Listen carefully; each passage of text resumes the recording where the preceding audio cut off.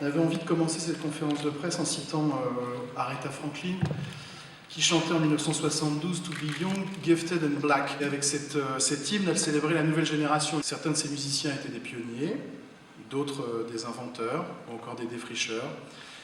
Eh bien, en ce début de XXIe siècle, j'ai une très bonne nouvelle, ils reviennent avec la même énergie, la même passion. Ils sont très jeunes, ils vivent à 100% dans leur époque. Leurs influences sont encore plus nombreuses puisqu'ils ont intégré, bien évidemment, celles de leurs aînés, mais ajouté aussi les chants arméniens pour certains, la musique juive traditionnelle pour d'autres, le heavy metal, le hip-hop, la soul music, le R&B, le funk, la pop. Ils ont tous en commun la maîtrise du jazz et un profond respect pour son histoire, et tous cherchent à en élargir les frontières. C'est à cette nouvelle génération-là que nous avons voulu nous intéresser en leur offrant la scène du Nice Jazz Festival. C'est pour nous une très grande fierté de savoir que les 2/3 des artistes qui vont se produire cette année au Nice Jazz Festival ont moins de 40 ans.